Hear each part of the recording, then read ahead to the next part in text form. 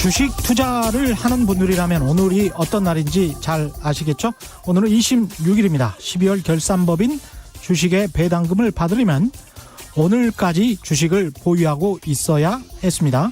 오늘 하루만 주식을 보유하고 있어도 배당금을 받을 수 있었죠. 배당과 관련해서 늘 배당락이라는 말이 나옵니다. 오늘 이후 배당을 주는 만큼 보통 주가가 떨어지니까 그걸 잘 계산해서 주식을 사고 팔라는 조언도 곁들여지죠. 그러나 이건 주식 투자자들의 잦은 매매를 권장하는, 그래서 수수료 수입을 생각하지 않을 수 없는 증권사들의 이익이 가미된 이야기다라고 저는 생각하고 있습니다. 선진국일수록 성장성은 떨어지지만 배당은 일정한 수준을 유지하는 안정적인 종목들이 많습니다. 우리나라도 은행주 같은 곳들 자세히 보시면 5% 안팎의 배당금 주는 것들 꽤 있습니다. 5%면 현재 예금 금리의 약 3배. 한 해에 5%니까 3년 받으면 투자금의 15%가 수익이 된다는 말이죠. 만약 1년에 5%씩 주는 배당주를 여름에 좀 싸게 사서 3년 보유하다가 3년 후 겨울쯤에 자신이 산 가격보다 1%만 높게 팔았다고 하더라도 수익이 어떻게 되나요? 16%가 됩니다.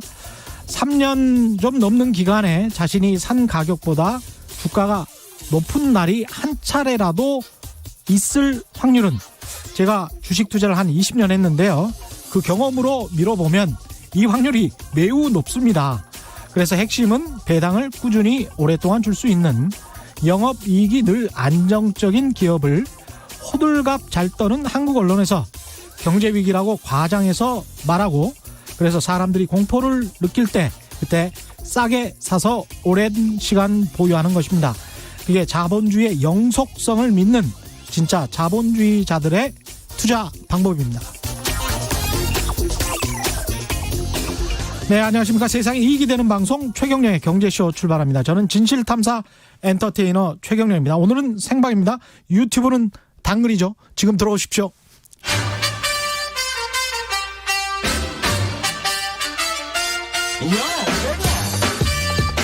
최경영이 원하는 건 오직 정의.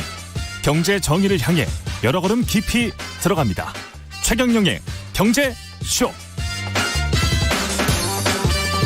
네, 어려운 경제 이야기를 위해 쏙쏙 재밌게 풀어주는 홍춘욱의 경제 금융 이야기, 홍춘욱 EAR 리서치 소장과 함께합니다. 안녕하십니까? 네, 안녕하세요. 반갑습니다. 예, 반갑습니다. 예, 호빵맨이 등장했다, 뭐 이런 댓글도 등장하고 있습니다. 예, 반갑게 맞아주시는 분들이 많습니다. 예, 최근 발표된 미국 소비 지표를 보면서 이제 미국 경제를 오늘은 좀 파헤쳐 주실 것 같은데 네. 어떠십니까? 예. 예, 이보다 더 좋을 수가 없다. 미국 경제가요? 네, 너무 예. 부럽습니다. 아, 그렇군요. 예, 좀 성장률이 둔화되고 있었어요. 실제로 상반기 한 3% 정도 성장률 나오던 게 3분기, 그러니까 이제 9월부터 그 이전에 있었던 분기들, 뭐 7, 8, 9월 정도, 이 정도 되는 분기가 이제 3분기인데 3분기 성장률이 2.1%까지 떨어졌으니까 성장률이 좀 둔화돼서 이거 좀 어려워지는 거 아니냐, 이런 걱정들을 많이 했는데, 이제 이번에 발표됐던 이제 11월 미국의 경제 통계들을 딱 보니까 예. 개인 소득, 그러니까 사람들이 가지고 있는 돈 중에서 얼마나 이제 이 소득을 있어야 소비를 할 수가 있으니까, 그렇죠. 사람들이 뭐 돈이 늘지 않고서야 소비를 할 수 없는 거잖아요. 그리고 그 사람들이 소비를 해야 세상이 돌아가는 건데, 이 소득, 개인들의 가계 소득들을 살펴보니까 전월 대비 0.5% 정도, 연간으로 하면 한 6% 이상 되는. 연율로 생각해 보면 이거 엄청난 거죠. 그러니까 전월 대비 0.5%니까 상당히 높은 거죠. 한 달에 0.5%가 늘었다. 그러니까 소비는 0.4%. 예, 그 흑자가 더 난 거죠. 그렇죠.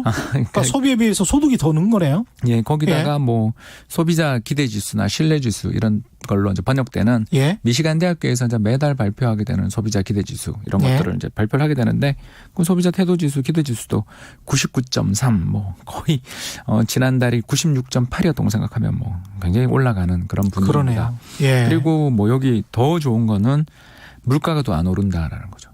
이렇게 경제가 좀 안 오른다. 이렇게 경제가 좋으면 사실 좀 인플레이션 압력이 높아져야 되는데, 다시 말해서 물가가 불안합니다. 뭐 특히 요금이 오릅니다. 뭐 이런 이야기들이 막 들려야 마땅한데 전월에 비해서 근원 물가라고 이제 그 물가들 중에서도 예. 변동성이 되게 큰 게 식료품이랑 에너지 물가가 좀 변동성이 크잖아요. 식료품은 날이 추웠냐 더웠냐 뭐 이런 거에 따라서 아무래도 좀 곡물들의 재배라든가 또는 채소류 이런 것들의 수확량이 달라질 수 있으니까 가격 변동이 크고 예. 또 에너지 제품들 같은 경우는 이 겨울이 추우냐 이거에 따라서 천연가스 가격들도 등락하고 국제유가 뭐 호르무즈 해협에 미사일을 쐈네 드론이 날았네 가지고서 급등락하니까 예. 이런 에너지 가격이라든가 식료품 가격을 제외한 물가를 근원 물가라 그러는데 이게 지난해 대비해서 0.1% 상승에 그쳤다. 예. 인플레이션 아주 안정적이다. 예, 그러니까 전년 같은 경우에 비해서도 뭐 1.6%밖에 안 나오니까 이 뭐 완전 골디락스가 벌어지는 거죠. 좋겠습니다. 예. 부럽습니다. 이러니 뭐 주식시장이 사상 최고치를 연일 예. 경신하는 초강세 행진을 펼치고 있다라고 볼 수 있겠습니다. 왜 이렇게 좋습니까? 소비자 심리지수도 굉장히 좋고. 네, 이거 뭐 중앙은행이죠. 중앙은행. 예, 그 저희들 증권사 뭐 얼마 전까지 증권사를 다닌 입장에서 이야기하자면 증권업계에서 가장 유명한 격언 중에 하나가 중앙은행이랑 싸우지 말라라는 유명한 격언이 있습니다.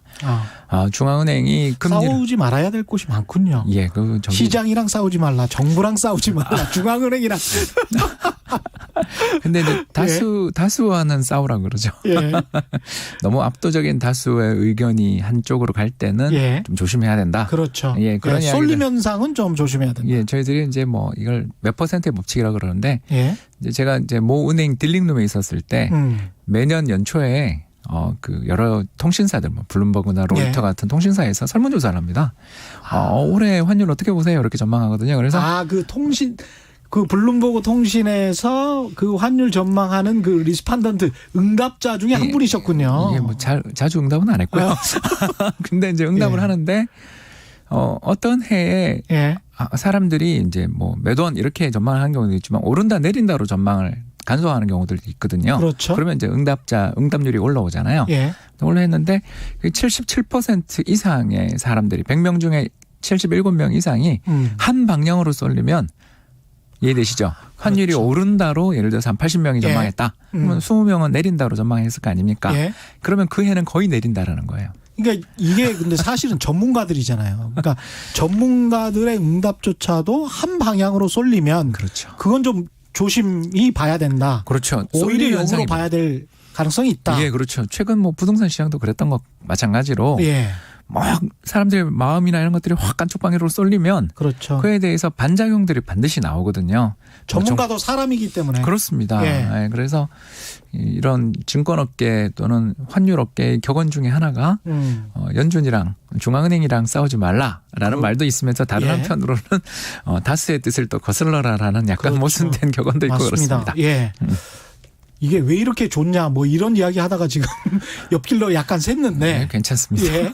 왜 이렇게 좋은 겁니까? 다시. 예, 중앙은행이 금리를 세 차례나 인하를 딱 하니까 예. 올해 세 차례 내렸지 않습니까? 그래서 2.25에 있었던 정책 금리가 1.5%까지 금리가 떨어지게 되니까 사람들의 일단 뭐 이 그 기대들이 다 달라지게 됐죠. 예. 그래서 금리를 이렇게 급하게 내려주게 될 때 가장 경제에 미치는 저 1차적인 요인은 바로 이자 비용의 하락입니다. 예.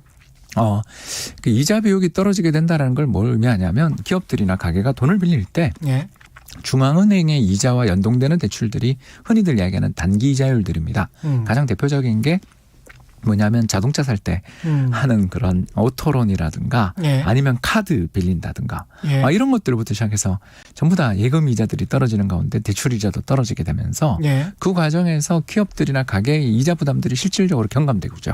그리고 실제로 제가 이제 조사를 해보니까 지난 한 50여 년 동안 기업들이 부담하는 이자 비용, 매출액 대비 이자 비용이 떨어지는 해에 기업 실적이 나빠진 적이 없더라라는 거죠. 그러니까 이제 당연한 이야기인데 예. 어떤 해는 막 매출액에서 자기 기업들이 부담해야 되는 이자 비용이 5%에서 10%까지 막 늘었다 예를 들어서 이런 시기가 벌어지게 되면 기업들 입장에서는 비용 통제에 정신이 없습니다. 예. 그래서 기업 경영을 함에 있어서 굉장히 어려운 점들도 많이 늘어날 뿐만 아니라 제품 가격을 어쩔 수 없이 인상해야 되는 압박을 느끼게 되니까 그렇죠. 그러면 또 소비자들한테 저항에 부딪히잖아요. 그렇습니다. 그렇습니다. 그래서 그럼 돌 사게 되고. 덜 사게 네. 되고 이런 악순환에 처하게 되니까 1980년이나 70년대 오일 쇼크 때 보면 예. 기업 실적이 사상 최악이었거든요. 불황이었습니다. 그렇습니다. 그래서 이자 비용들이 이렇게 떨어지는 것들 이런 것들이 굉장히 중요하고요. 두 번째가 사실은 더 중요한 요인인데 바로 부동산 시장이 좋아진다라는 게 그렇습니다. 왜냐하면 이제 모기지 금리, 부동산 담보대출 금리를 모기지 금리라고 하는데 그렇죠. 미국 같은 경우는 뭐 30년짜리 금리 이런 것들을 많이 합니다만 뭐 또 그 변동 금리 대출도 있긴 있죠. 예. 근데 아무튼 중앙은행이 금리를 계속적으로 인하해 주면서 시장에 나 앞으로 금리를 계속 내릴 거예요 이야기를 하면 이 대출 이자도 좀 떨어질 가능성도 높고 그렇죠. 또 나가서 시장에서 거래되고 있는 장기 채권 금리들도 좀 떨어지게 되면 예. 아무래도 은행 창구나 어디 모기지 회사를 가서 대출을 받을 때 이자율들이 떨어지게 되는데 문제는 이렇게 이자율들이 떨어지는 시기에 가계나 어떤 투자를 하려는 뭐 펀드들 입장에서 보면 이거 굉장히 수익성이 개선되거든요. 일단 돈이 싸니까. 예, 그리고 특히 최근에 미국은 부동산을 매입하는 사람들이 개인 투자자들이 적습니다. 그렇군요. 예, 트라우마 때문에. 2008년에 부동산 가격이 30% 폭락하는 가운데 미국에 한 800만 가구 정도가 집을 잃었거든요. 예. 어마어마한 거죠. 그렇죠. 예, 800만 가구 정도가 집을 잃어서 연체를 하면서 그래서 전체 그 가구의 한 10% 가까이가 집을 잃어버리는 끔찍한 일을 겪었습니다. 예. 그러니까 사람들이 다 집을 안 사니까 무슨 일이 벌어지냐면 한국의 국민연금을 비롯한 전 세계 연기금들이 부동산 펀드에 투자를 해서 그 부동산 펀드들이 임대용 부동산들을 사서 임대를 놓으면서 수익을 올리고 있거든요. 예. 그런데 이런 기업들, 이런 연기금을 비롯한 장기 투자자들은 자기 돈만 가지고 절대 안 사요. 왜냐, 신용도가 너무 좋거든요. 이 사람들은 뭐 뒤에 국가가 있고 어마어마한 자산을 가지고 있으니까 금융시장에서 돈을 빌려줄 때 가장 최우대의 고객들입니다. 이런 부동산 펀드들이 어떻게 하냐 하면 돈을 빌려서 투자를 하는 레버리지를 일으킨다고 저희들이 이야기하는데 차익 금리에 따라서 예를 들어서 임대 수익률은 한 6%로 고정돼 있는데 차익 금리가 예전에 3%였던 게 2%로 떨어졌다 그러면 예. 갑자기 수익성이 어마어마하게 개선되는 효과가 생기는 거죠. 그러니까 최근 미국의 막 신규 주택 착공이나 이런 게 1년 내 최고치를 계속更신하는.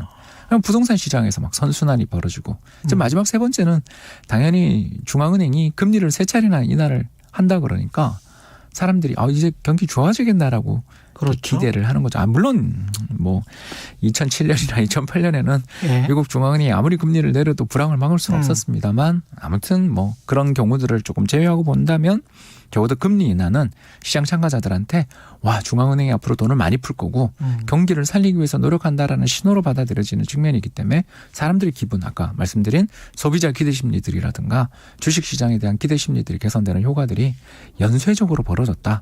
그래서 제일 먼저 시작된 건 뭐 당연히 기업들의 실적 전망에 대한 개선들이 첫 번째였을 거고 두 번째는 부동산 세 번째 이제 드디어 소비심리까지 이어지는 선순환이 최근에 좀 벌어지고 있다고 볼 수 있겠습니다.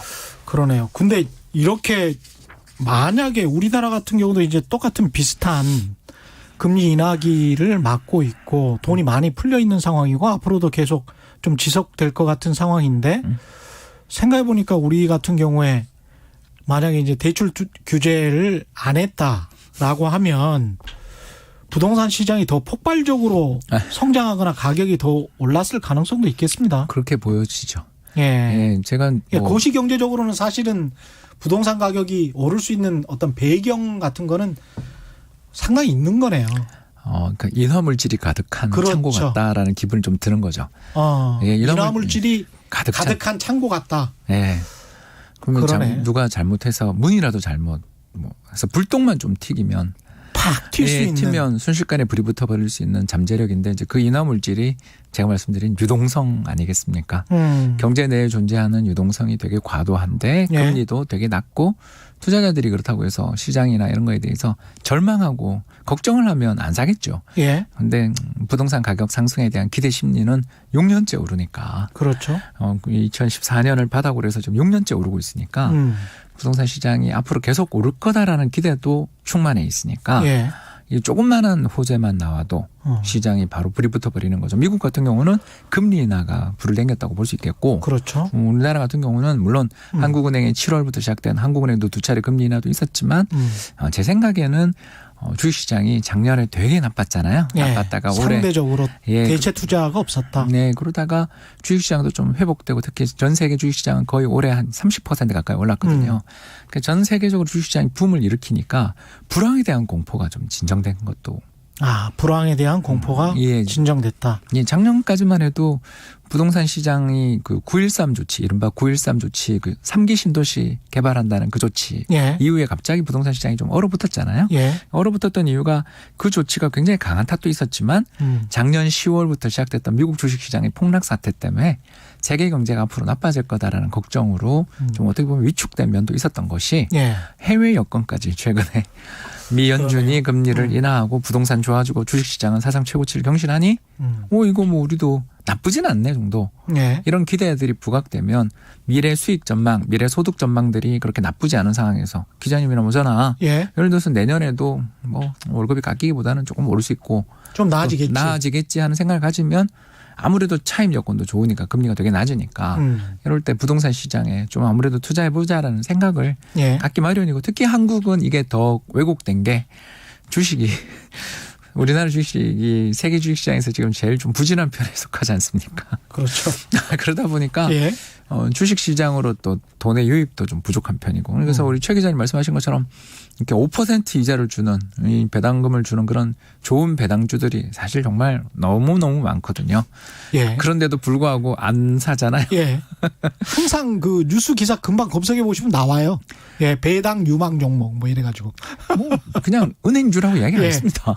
은행주, 정유주 과거에. 그렇죠. 예. 뭐 또 너무 그 배당 수익률도 좋고 그러는데도 또 이익도 나쁘지 않은데도 불구하고 심리가 굉장히 우리나라는 주식은 위축되어 있는 반면 부동산은 좀 살아있다 보니까 쏠림 현상이 좀 있었던 거라고 볼 수 있겠죠.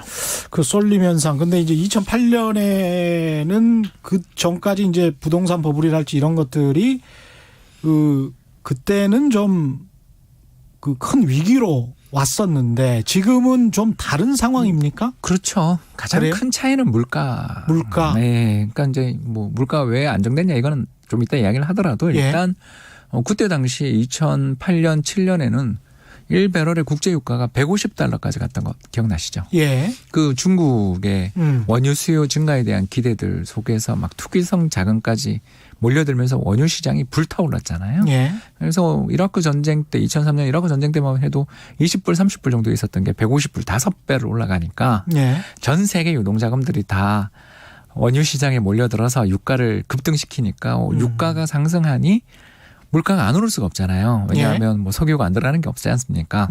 그러면서 연쇄적으로 그때 당시 미국의 물가도 3% 선까지 막 올라가면서 중앙은행 입장에서 금리를 내리고는 싶은데 부동산 시장이 어려워 보이니까 야 이거 큰일 나겠다 싶어서 금리는 인하하는데 인하하는 속도가 재빠르지 못했던 거죠. 좀 과단성이 없었던 거죠. 왜냐하면 예. 물가가 너무 높은데 중앙은행이 책무라는 게 완전 고용과 물가 안정. 그렇죠. 이거 아닙니까? 예. 그런데 물가가 불안한데 여기서 금리를 인하하면 되냐라는 반대의 목소리가 굉장히 높았고 그때 또 벤 버냉키라고 예, 턱수염 예, 예, 예. 할아버지 기억나시죠? 예.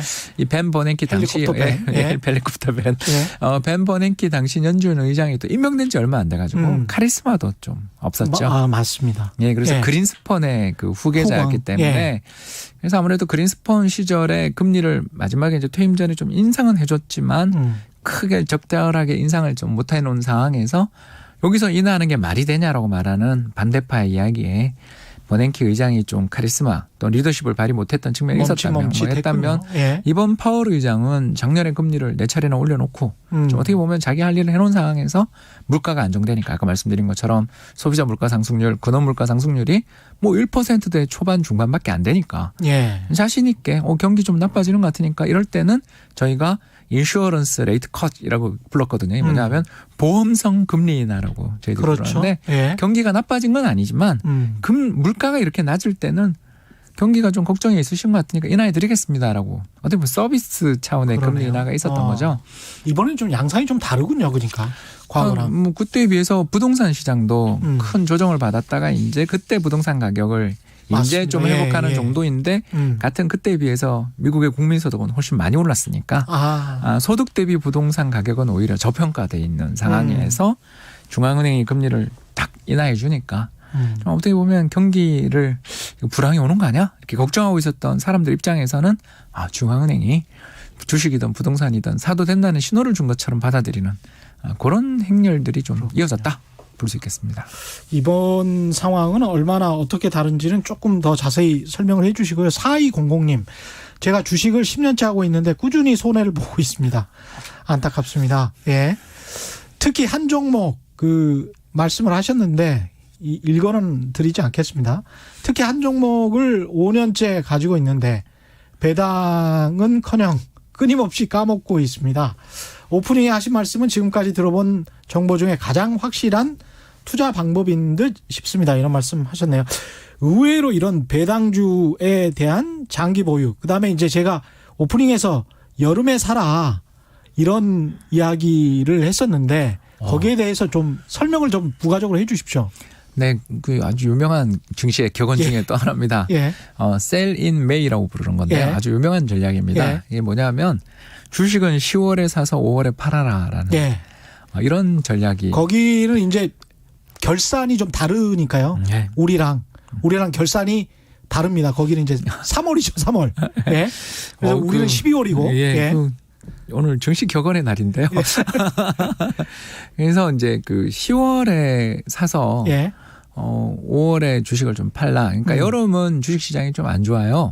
대신에 겨울은 주식 시장이 좋아요라는 그런 증시 격언인데, 맞습니다. 미국에서 이제 두 가지 이유 때문에 그렇다고 이야기를 많이 하는 게, 첫 번째는 우리나라도 이제 점점 강화되고 있습니다만 미국 같은 경우는 뭐가 있냐면 주식을 매매해서 이득을 좀 보면 거기에 대해서 세금을 되게 많이 예. 부과를 하는 캐피탈 게인 텍스라고, 예. 그 자본 차익세라고 번역할 수 있을 그렇죠. 텐데, 예. 자본 이득세, 자본 차익세가 상당히 과중합니다. 물론 이제 트럼프 대통령이 인하를 했지만 그 전에는 30%대 중반 정도까지 올라가 있었죠. 그랬죠. 네. 예. 독일도 있고 미국도 있고 예. 한국은 없습니다. 지금 서서히 도입되고 있죠. 서서히 도입되고 있죠. 예. 대주주 요건을 강화하면서 예. 최근 들어서서 이 영향을 받는 분들이 늘어나고 있습니다. 아유, 좋겠습니다. 3%를 가지고 있는 분들이에요. 이분들은 싸지는 이런 세금을 내는 거는. 예. 예, 계속하겠습니다. 저도 부럽고요. 예. 그래서 그 세금을 매매를 하기 위해서 사람들이 어떻게 하냐면은 손해 본 거 주식이 있으면 이득 본 거랑 이렇게 상쇄를 시킬 수 있는 그런 혜택들이 있습니다. 그러니까 다시 예. 말해서 돈을 벌었다면 번 거에 대해서만 세금을 부과하는 게 아니라 내가 두 종목을 들고 있었는데 한 종목에선 좀 수익을 냈는데 다른 한 종목이 손실이 났다면 예. 손실을 실현해버리면 그걸 가지고서 상계를 시켜주는 거죠.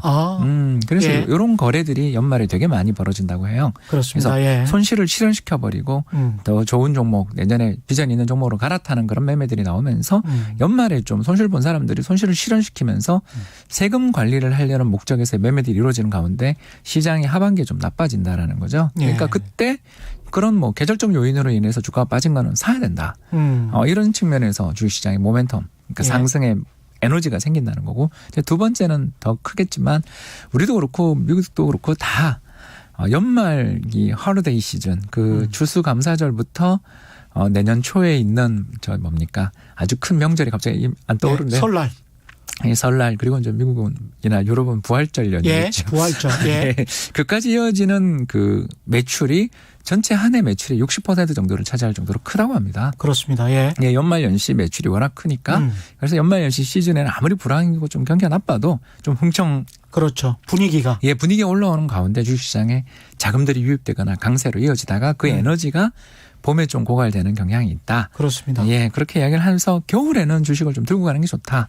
그리고 그 에너지들이 좀 소진되고 난 다음에 사람들이 그렇죠. 이제 주식보다 밖으로 나가서 놀려고 하는 날이 좋아지는 계절에는 예. 좀 주식을 안 사는 게 좋다. 이런 식의 매매를 권유하거나 그런 경우가 많은데 실제로 올해도 우리가 좀 그랬던 것 같죠. 비슷했죠. 예, 특히 이제 한일 무역 갈등이 있고 그래서. 예, 6월에 잊을 예. 수 없죠. 그리고 예. 또 8월에 기억나시겠습니다만 중국과 미국 간의 무역 분쟁이 극에 달하면서 중국을 환율 조작국으로 지정했던 것. 예. 이번에 올해는 딱 그게 맞아떨어지는 해였죠. 그리고 이제 10월부터 이렇게 랠리가 또 펼쳐지고 있습니다. 그렇습니다. 예. 그래서 지금 그런데 이제 전체적으로 이제 미국 경제를 조망해주고 계시는데 전반적으로 봤을 때는 2008년 이전, 그러니까 굉장히 좀 거품이 형성됐던 시기랑은 다르고 지금은 상당히 좀 안정적으로 좋을 것 같다, 이런 말씀을 하시는 거죠. 그렇죠. 일단 가장 큰 원동력이 물가 안정이고, 이 물가 안정 때문에 얼마 전 열렸던 1년에 8번 있는 미국의 정례 금리 결정 회의가 있는데 예. FOMC라고 혹시 들어보셨는지 예, 모르겠습니다. 그렇죠. 예, 그 FOMC에서 이 점도표라는 게 발표가 됐는데 점도표가 뭐냐면 17명의 이제 연준 보드 멤버들이 예. 이사회 멤버들이 딱 모여서 예. 1년 뒤에 음. 2020년 12월 달 정책 금리는 얼마라고 생각하세요라고 투표를 또 예. 합니다. 예. 했는데 17명 중에 12분이 무려 12분이 동결이라고 답을 한 거예요. 아, 동결이다. 예, 그 중간값이 동결인 거죠. 상당히 현재 경기에 대해서 자신감이 있는 거네요. 그죠. 이 정도 예. 금리 내리면 이제 좋아져요. 더 안 내립니다. 물론 내리자는 분도 계시겠죠. 음. 그러나 금리는 더 안 내려도 되고 이 현 수준에서 동결해도 될 것 같아요. 라고 하면서 그 다음에 경제 전망을 하는데 내년에도 물가 안 오른다라고 전망을 해놓은 거죠. 그러니 중앙은행장 입장에서 완전 고용과 물가 안정이 목표인데 완전 고용은 이미 실업률 3.5%. 뭐 60년대 이후 최저치니까 달성된 상황에서 물가도 안정돼 있으면 현재 정책 기조가 우리는 잘하고 있으니까 동결. 1.5%라는 정말 사상 초유의 저금리로 1년이 더 간다라고 생각되니까 예. 사람들 연말 분위기가 좋아진 거죠. 왜 물가가 안 오르는가? 이게 참 의문을 품으신 분이 굉장히 많은 것 같아요. 왜냐하면 미국이랑 중국이 관세를 25%씩 서로 부과하면서 그렇죠. 무역 전쟁을 했는데 세상에 그러면 수입 물가라도 올라야 되는 게 정상 수입 물가도 아닙니까? 빠졌습니다.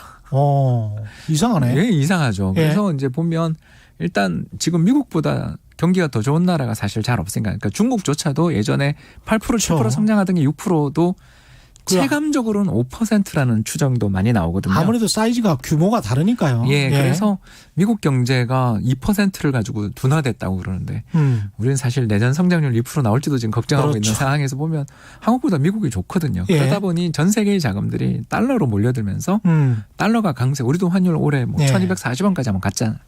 그러니까 수입 물가가 떨어지는 거죠. 왜냐하면 자기 통화가 되게 강하면 수입 물가가 못 오르는 거죠. 그러니까 미중 무역 분쟁에서 관세를 아무리 뭐 10% 25%를 부과해도 달러가 강세니까 투자자들 수출하는 사람들 입장에서는 미국에 아예 좀 마진 깎아도 저기 수출하는 게 저기서 대금 결제될 때 가치가 오르기 때문에 이익이야. 거기다 국내 소비자들도 불평불만을 할 게 없네요. 네, 그렇죠. 수입 물가도 안 오르니까. 여기다 이제 두 번째가 우리 뭐 11월 11일 때는 광군절 하면서 저기 중국의 알리바바 매출을 이야기하고 연말에는 또 블랙 프라이데이, 사이버 먼데이 매출이었다 다 이런 이야기를 하잖아요. 예. 그런 것처럼 이 사이버 먼데이라는 말이 생긴 지 얼마 안 됐지만 이미 다 정착됐지 않습니까? 그렇죠. 온라인 기업들이 추수감사절 앞두고서 어마어마하게 물건을 비축해놨다가 잘 안 팔리는 거 있으면 그 다음 날부터 할인폭을 크게 확대하면서 물건을 파는 그 과정에서 1년에 뭐 최대의 세일즈 그렇죠. 행사들이 벌어지는 거죠. 이렇게 아마존을 비롯한 수많은 온라인 상거래 업체들이 비중들이 경제에서 계속 높아지게 되니까 경제에 두 가지 변화를 주게 되더라라는 거죠. 어떤 변화냐면 첫 번째는 가격표를 굉장히 신속하게 바꿔단다. 가격표를 신속하게 바꿔단다. 예. 이건 좀 배웠으면 좋겠어요. 옛날에는 뭐 이제 특히 가구라든가 냉장고라든가 이런 것들 오프 매장의 가격이 대략 언제 교체가 되냐면 예전에 지금으로부터 한 10년 전에는 14달에 한 번 교체됐대요. 왜냐하면 한 번 갖다 놓는데도 되게 무겁고 그렇지 않습니까? 그 메뉴를 표시하고 하는데 또 가격표라는 것 자체를 한번 설정할 때 굉장히 고심해서 가격을 달 다음에 잘 수정 안 하는데 아마존은 그런 거 없잖아요. 그렇죠. 우리나라에 그렇죠. 뭐 예를 들어서 전자상거래 업체들 그런 거 없지 않습니까? 그렇죠. 예, 뭐 좀 안 팔린다 싶으면 바로 다음 날 20% 할인, 30% 할인할 때도 있고 또 반대로 너무너무 인기가 좋으면 할인폭을 복원시켜 버리잖아요. 그렇지 않습니까? 그런 식으로 유연하게 그래서 가격의 조정 주기들이 굉장히 빈번해져 가지고 전체 모든 매장에서 전국에 있는 오프라인 매장조차도 이제는 가구나 이런 냉장고 같은 물품조차도 4, 5개월 안에 한 번씩 1년에 3번씩 교체를 하는 시기로 경쟁이 굉장히 촉진되는 거죠. 소비자의 수요대로 입맛대로. 예, 그리고 또 달러의 강세에 따른 수입 물가의 상승이 억제되는 환경에서 해외에서의 물품 조달을 늘린다든가 하는 식으로 그런 걸 자연스럽게 즉각 반영해버리는 거예요. 그래서 물류 시스템들이 개선되어 있는 측면도 있겠지만 역시 뭐 제가 봤을 때 가장 중요한 건 경쟁이 촉진되고 시장이 굉장히 효율적으로 경제학자들이 좋아하는 효율성이 올라간 거고 다르게 이야기하면 오프 매장들이 굉장히 어려움을 겪을 수밖에 없는. 경쟁력이 떨어질 수밖에 없겠습니다. 또 비용을 많이 지불해야 되는 거겠죠. 그렇죠. 바꿔달라면. 또 하나의 문제가 뭐냐면 전국 단일 가격이 출현했다라는 거죠. 전국 단일 가격. 예, 우리도 그렇잖아요.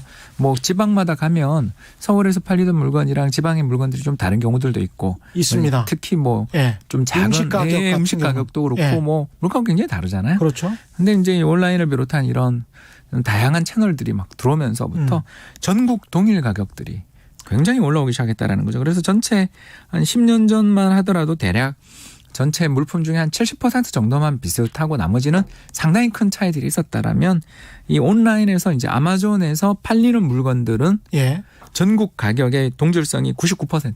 99%. 왜냐하면 가격 비교가 바로 그 자리에서 인터넷 이렇게 핸드폰을 들고 스마트폰을 들고 가격 비교 바로 가능한 품목들. 예. 그러니까 온라인에서 팔리는 품목이 오프라인에서의 가격은 전국 동일 가격으로 가더라라는. 왜냐하면 그 넓은 국토에서 우리도 그렇잖아요. 이 나라에서 국토 지리적인 문제들 또 운송 비용들 이런 것 때문에 가격들이 지방마다 다 다른 로컬 프라이스라는 게 예전엔 다 존재했는데 예. 이걸 통합시켜버리는. 그러니까 거대 시장을 만들어내는 결과를 가져오는 거죠. 미국의 물류창고 아마존 같은 경우에 그 지역마다 있겠죠. 동부, 네. 서부, 중부 이렇게 네, 해가지고. 그것도 있고요. 워낙 땅덩어리가 커서 네. 이게 유통비용이 어떤 곳은 꽤 들 수도 있겠다 이런 생각을 하는데 그런데 그걸 이 가격 비교라는 힘으로 그렇죠. 어떻게 보면 눌러버리는 거죠. 아. 그래서 물론 이제 뭐 앞으로 자율주행 트럭들이 나오면 이제 더 떨어질지 더. 모르겠습니다만 예. 적어도 최근에 이루어졌던 그 강력한 어떤 물류에 대한 투자들 이런 것들 속에서 효율성들이 굉장히 높아지고 지역 간 가격 차이들도 소멸해 나가는 예. 이런 일들이 벌어지게 되니까 뭐 이게 물건 값이라는 게 좀 오르기 어려운 환경이 최근에 조성된 거 아니냐. 우리도 그렇겠습니다. 사실은. 우리만 해도 뭐 당일 배송뿐만 아니라 새벽 배송까지 그렇죠. 지금 이루어지는 판인데 예. 우리는 또 국토가 더 작기 때문에 게다가 뭐 우리나라처럼 또 이렇게 물류 시스템이 정말 잘 돼 있는 나라가 예. 좀 드물잖아요. 예. 그러니까 뭐 그 이런 물류 시스템도 잘 돼 있고 경쟁도 굉장히 치열한 편에 속하니까 예. 한국도 최근 뭐 우리나라 소비자 물가 상승률 거의 없죠. 9월달, 예. 10월달 기억나시죠? 마이너스 예. 났던 거. 예. 뭐 11월달도 제로였어요. 유통 혁명이네요. 이게 진짜. 우리만 해도 뭐 환율 올해 1,200원대까지 잠깐 갔다 왔잖아요. 예. 작년 환율은 1,050원에 머물러 있었는데 환율이 저점과 고점 비교해서 한 200원 올랐는데 소비자 물가는 마이너스가 났다.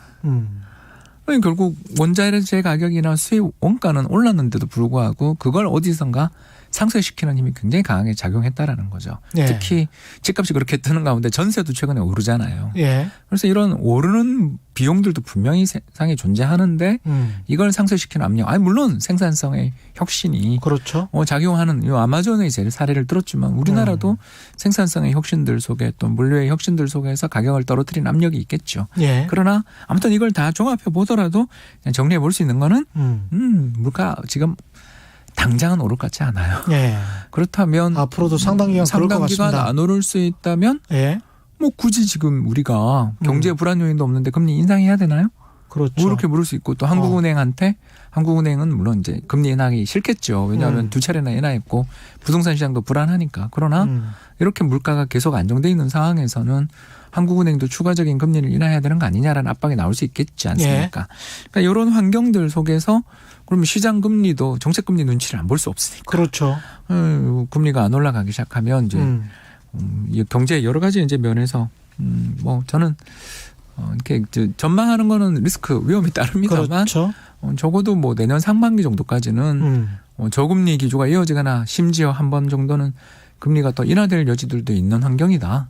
아, 그래요? 이렇게 예. 볼 수 있는 것 같습니다. 이 정책 기조는 내년 상반기 또는 내후년까지도 이런 기조가 계속 될까요? 그렇게는 안 됐으면 그렇게는 좋겠습니다. 안 됐으면 왜냐하면 좋겠다. 이제 예. 이렇게 물가가 너무 제로 물가 또는 1% 초반에 머물러 있는 건 이 역으로 이야기하면 위험하죠. 예. 왜냐하면 이게 물가가 앞으로 계속 떨어질 거고 이제 물가는 오르지 않는다라는 기대가 또 자리 잡아버리면 예. 사람들이 전부 다 지금의 지출을 미루려고 들지 않습니까? 조금만 그렇죠. 기다리면 가격이 떨어지는데 뭐하러 사? 예. 이런 이야기들을 일본 같은 상황이죠. 그렇죠. 예. 이런 이야기들을 누구나 하게 되면 이제 안타깝게도 다른 사람의 소비가 곧 나의 매출이 되는 분들이 굉장히 세상에 예. 많지 않습니까? 그렇기 때문에 더 악순환을 일으킬 수도 있어서 미 연준이나 한국은행이나 이렇게 저금리 정책을 펼치는 이유는 물가가 안정됐습니다. 그래서 금리를 인하해 줄 수 있어요라는 긍정적인 면도 있지만 다른 면으로 보면 쫓기는 것도 있는 거죠. 예. 야 이러다 디플레이션이 오면 그때는 감당이 안 되니까 미리 예방 주사를 놓자. 좀 미리 보험을 들자. 예. 그냥 보험성 금리 인하라는 표현을 이래서 쓴 것 같습니다. 그렇죠. 지금 홍 박사님 말씀대로라면 미국 주식시장 전망도 상당히 긍정적으로 하실 것 같습니다. 뭐 왜냐하면 2020년? 주식시장은 결국은 금리랑 반대 관계거든요. 네. 뭐 예를 들어서 이제 우리가 주식 오늘 이야기로 시작을 해주셨으니까 예. 주가 수익 비율 아시잖아요. 예. PER, 퍼라고 하는데요. 이게 뭐냐면 주당 이익과 주가를 비교하는 거잖아요. 그래서 그렇죠. 예를 들어서 어떤 회사가 10,000원에 거래되는데 이익이 예를 들어서 이런 회사는 투자를 해야 됩니다. 2,000원이 났다. 주당 2,000원이 났다. 예. 그럼 다섯 배죠. PR이 5배잖아요. 예. 그 말은 거꾸로 이야기하면 이 회사가 먼 미래에는 결국 이걸 다 배당할 거 아닙니까? 5년 안에 번 돈으로만 네, 그 주식 가격이 된다는 이야기예요. 된다는 이야기죠. 예. 그러면 이 주식으로 우리가 기대해 볼 수 있는 건 이 주식을 하나 사면 미래에 뭐 장기간에 걸친 정확하게 확정은 못하지만 한 20% 수익을 기대해 볼 수 있는 거지 않습니까? 그럼요. 그렇지. 예. 그걸 이제 이론적으로는. 이론적으로 그런 상황인데 어느 회사가 돈이 좀 필요해졌어요. 예. 뭐 투자를 좀 하고 싶어요. 그러면 어떻게 하겠습니까? 뭐 증자하겠습니까? 내가 지금 20% 수익이 기대되는 주식을 내가 들고 있는데 대주주가 필요 이걸 없죠. 왜 증자합니까? 주가는 계속 올라갈 텐데. 네, 결국 자기가 벌어든 돈 10,000원짜리로 2,000원을 벌어들이니까 예. 차라리 그냥 벌어둔 돈 2,000원 내부 유보된 자금을 가지고서 투자를 하거나 예. 그거 가지고도 좀 부족하다 그러면 은행 가서 나 이렇게 돈 잘 버는 회사니까 그렇죠. 지금 정책금리 1.25%니까 싸게. 대출금리 뭐 저러면 2% 안쪽에서도 빌릴 수 있으니까 대출 받아서 하겠죠. 그러니까 이렇게 PER이 낮은 환경에서는 금리는 낮고 예. PER은 좀 낮은 그 우리나라잖아요. 이런 예. 환경에서는 주식시장에서 공급이 그러니까 주식을 팔겠다는 사람들 대주주들이 주식을 막 매각하는 압력들이 증자하는 압력들이 뭐 기업 공개하려는 예. 사람들이 좀 줄어들 수밖에 없죠. 증자를 하면 이제 주가가 희석이 되니까요. 그 그렇죠. 주식 숫자가 늘어나는 것이기 때문에. 남한테 주식을 예. 주는 꼴이 되는 예. 거죠. 물론 이제 그 돈은 회사에 들어와서 투자를 할 수 있지만 그렇죠. 예. 그건 좀 다급한 상황에서 하는 거고 그렇죠. PR이 낮으면 아무래도 주식시장에서 자금을 조달하기보다는 채권이나 내부 유보로 가게 됩니다. 반대로 금리가 막 올라가는 환경이 출현했다고 한번 최 기자님 생각해 보세요. 예. 금리가 막 예를 들어서 5% 6%로 올라갔는데 예. PER은 예를 들어서 뭐 20배다. 예. 30배다. 이렇게 되면 투자하기 겁나죠. 네, 투자자들도 겁나죠. 네, 예. 그러면 기업들 입장에서는 이렇게 주가가 많이 비싸게 됐을 때 증자를 하려고 싶은 마음들이 생기는 거죠. 그렇죠. 왜냐하면 남한테 돈을 빌려오는데 5% 6% 이자를 주느니 증자해서 주주들한테 돈을 좀 받아서 그렇죠. 이걸로 투자를 하자 이렇게 되는 거죠. 그래서 PER이 올라가면 대체로 경우 주식시장이 무너지는 확률이 되게 높은 이유가 이것 때문입니다. 그러니까 이유는 그 대주주의 입장이 되면 돼요. 그러네요. 항상 그러니까 대주주 관점, 부자의 관점에서 부자의 관점에서 보자. 생각을 해봐야 됩니다. 그러니까 저는 부자는 예. 아니지만 부자의 관점을 따르는 순간 부자가 될 확률이 조금이라도 올라간다. 맞습니다. 이렇게 생각하시면 예. 좋을 것 같습니다. 맞습니다. 예. 내가 대주주인데 지금 이 가격에 이 주가에서 증자를 하겠어? 근데도 했다. 그 회사가 굉장히 위험한 거죠. 뭔가 문제가 있는 거죠. 예. 저 이익은 가짜 이익이겠죠. 예. 허위의 위험이 있는 이익이 될 겁니다. 반대로 PER이 막 50배다 100배다. 그런 상황에서 시장 이자율이 5% 7%가 됐다. 예. 증자 안 하면 또 바보죠. 예. 왜냐하면 주주 입장에서 뭐 이렇게 주가 비쌀 때 좀 팔면 얼마나 이익입니까? 대주주 입장에서 팔아서 돈을 가져와서 그 돈으로 그러면 PER이 50배다 그러면 그렇지 않습니까? 예. 그 주식의 기대 수익은 2%잖아요. 그렇죠. 역수니까. 그런데 밖에서 예금하면 6%예요. 그럼 저라면 이렇게 하겠습니다. 증자해가지고 그 돈으로 예금할 것 같아요. 그럼요. 네. 예. 그러면 주식시장이 버틸 수가 없겠죠. 그렇죠. 이런 일들이 계속 벌어지게 되면 주식시장이 버틸 수 없습니다. 그렇기 때문에 주식시장은 금리와 반대의 관계를 가지게 됩니다. 금리가 떨어지면 아무래도 PER이 올라가도 안전하죠. 예. 저 투자할 대안이 없으니까 그렇죠. 증자할 리스크도 없고 대주주가 팔 이유도 없죠. 그렇다면 지금 현재처럼 미국 금리 1.5%, 한국 금리 1.25%라면 뭐 PER이 올라가는 건 투자자들 입장에서 매력은 떨어집니다만 예. 채권에 비해서 주식의 매력은 여전히 높기 때문에 이걸 뭐 그렇게 기피할 이유가 없어지는 거죠. 그래서 그렇군요. 예. 제가 이제 모 연금에서 자산 배분을 했지 않습니까? 네. 그 입장에서 내년 계획 어떻게 세울 거예요? 이렇게 홍 박사 이렇게 물으면 저한테 미국 주식이 많이 올랐지만 아직 채권 금리 대비 주식 투자의 매력은 높습니다. 따라서 크게 줄일 필요는 없을 것 같습니다. 그냥 올해대로 계획대로 하시죠. 좀 조정은 있을 수 있어도 큰 다른데 시급하게 가야 될 이유를 못 찾겠습니다. 정도 이야기들이 오가지 않았을까. 그렇게 생각할 수 있겠습니다. 예, 2666님 홍 박사님의 국내 부동산 견해는 제 생각에는 정확했다고 봅니다. 새해 부동산 전망 핫한 곳도 핫한 곳은 무슨 곳인가요? 좀 전망 부탁드립니다. 예. 아유, 조금 조정을 받겠죠. 좀 조정을 받을 것이다. 예. 너무 뜨거웠어요. 너무 뜨거웠다. 예, 그 정부의 정책 타이밍은 저는 좋았다고 생각합니다. 예. 그러니까 정책의 내용에 대해서는 할 말은 있을 수 있습니다만 예. 12.16 조치가 나온 그 타이밍은 적절했다. 그 부동산 시장이 너무 뜨거울 때 예. 잠깐 정부가 좀 냉정을 되찾았으면 좋겠다. 예. 막 이렇게 전세자금 대출로 집 사는 건 이건 좀 반칙 아니에요. 이렇게 거기다 얘기한 좀 거죠. 불안하다. 가계 부채를 너무 키우고 있는 것 아니냐. 이런 어떤 불안감도 있었을 것 같습니다. 불안감도 예, 있고 금융당국 같은 경우는. 또 당국 입장에서 조금만 기다려주면 예. 3기 신도시도 나오고 그럴 예. 텐데 뭐 그렇게 마음이 급해요. 너무 조급한 마음 갖고 계시는 거 아니에요? 시간 벌기. 네, 시간 예. 벌기 차원에서 또 정부 입장에서 또 다른 대응들을 또 준비할 수 있는 계획들도 있을 수 있고 예. 그런 차원에서 저는 너무 뜨거웠을 때 일단 좀 약간 물을 뿌린 측면에서 조정은 있을 수 있다. 그런데 주식 시장이 뭐 굉장히 올라가지 않는다. 예. 우리나라 가계가 대안이 지금 투자 대안이 부동산 말고는 다들 별로 없어서. 눈이 부동산으로 지금 너무 집중되고 있어서 좀 과열의 어떤 징후만 좀 진정되면 또 돈이 갈 가능성을 배제할 수 없다. 그래서 저는 내년도 뭐 부동산 시장이 그렇게 나빠 보이지는 않는다.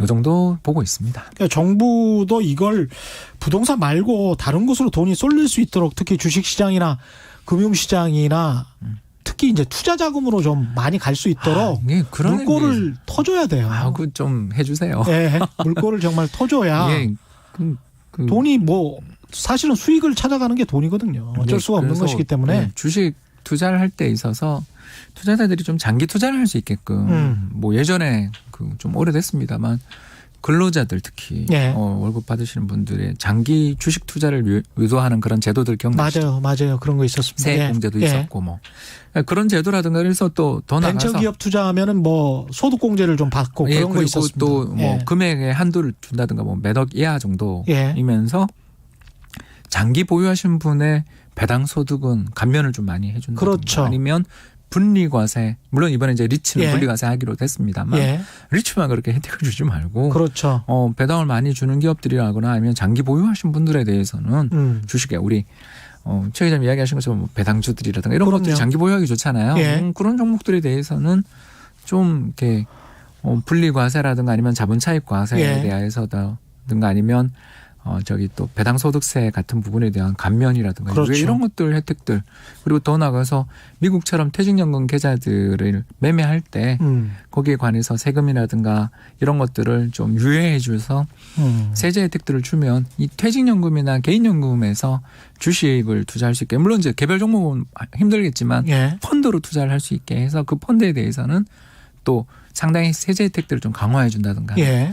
여러 가지 방식들은 있을 수 있거든요. 물론 고용을 사실 좀 늘리면 어떤 뭐 주주들이 충분히 뭐 투자를 해가지고 세제 혜택을 받을 수 있게 한달지 뭐 이런 방식도 있을 수가 있겠고. 그 주주들은 그것도 좋아하시겠지만 예. 아마 이제 사람 뽑으면 예. 그만큼 비용이 들어가니까. 비용 공제를 해주는 그렇죠. 법인세 공제를 확대해 준다든가. 그렇죠. 그런 방법도 있을 수 그런 것도 있고. 충분히 윈윈이 될 수 있는 방식이죠. 그렇죠. 물론 이제 정부의 입장에서는 예. 세수 걱정을 좀 해야 되지만 예. 부동산에서 굉장히 많이 올리겠다고 공언하셨으니까 다른데 좀 인센티브를 줘서 자금의 물꼬를 터주는 것도 순리가 아니겠는가 생각합니다. 그렇습니다. 유연하게 발상을 해야 될 것 같습니다. 꼭 경직돼서 뭐 이렇게 꼭 해야 된다 이런 말씀 드리는 것은 아니고요. 오늘 말씀 감사하고요. 그 시간이 별로 뭐 한 10초 20초밖에 안 남았는데 2313님 어차피 가봐야 아는 거라면 좀 밝은 전망 들어보고 싶은데 이제까지 거의 밝은 전망이었죠. 예, 저 굉장히 밝습니다. 예, 미국 시장 전망도 상당히 지금 밝은 전망이었고요. 근데 이제 불안 요인은 어떻게 특별한 건 없을까요? 일단 앞서 말씀드린 것처럼 주가가 너무 많이 뜨는 게 그게 아까 말씀드린 것처럼 이제 리스크가 커지죠. 예. 주가가 오르면 오를수록 사실 위험은 커지니까 예. 사실 이제 미국 주식시장 거의 30% 올랐거든요. 예. 그래서 이런 주가의 급등세가 너무 장기화된다라면 오히려 좀 조정의 가능성은 있다. 또 두 번째는 기업들이 돈을 빌리기가 너무 좋잖아요. 최근에. 예. 그래서 회사채 시장에서 어떤 신용 이벤트, 그러니까 이벤트라는 게 뭐 별거 아닙니다. 이자 지급을 좀 늦추거나 못할 때. 예.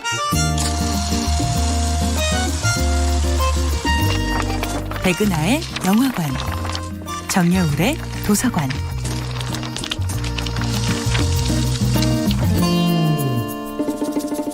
안녕하세요. 여러분과 아름답고 풍요로운 책 이야기를 나누고 있는 작가 정여울입니다. 이번 주에 만나볼